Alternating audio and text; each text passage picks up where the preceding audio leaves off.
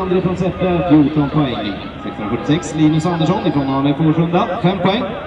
656, Elin Svedberg från Skepptuna MK, Sollentuna emballagehantering AB med 6 poäng. 660, Patrik Björling från Katrineholms MK, 7 poäng.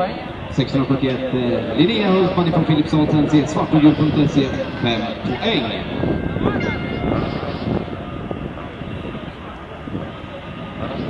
Grönflaggorna går runt banan och då har vi tummen upp nere på startplattan också. Junior hit nummer 15 är det som ska fällas till avgörande. Det kommer gröna lampan och vi är över det. Leander från tredje spåret och åker igenom bra kommer och mitten. Han ska gå in tvåa. Leander missar totalt.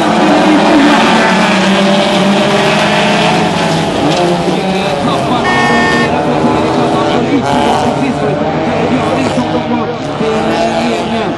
Hemström är som är med där också. Han var inte med i mina papper. Härligt att se hans Nissan 200 som han åker i på ett riktigt häftigt bygge. Där måste jag säga en bil.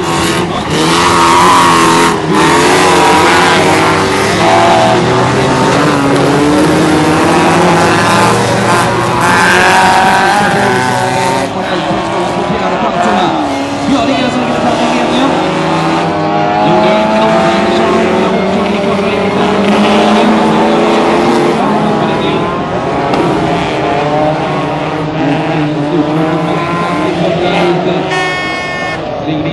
Började borta och Björling har en paket på den där första platsen och andra platsen på sidan där och det är andra platsen.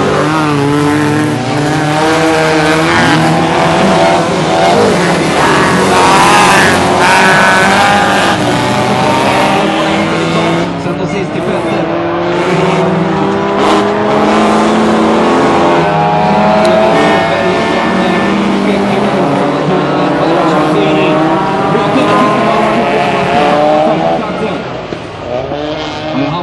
tredje och en fjärde plats och han på vägen mot en seger då.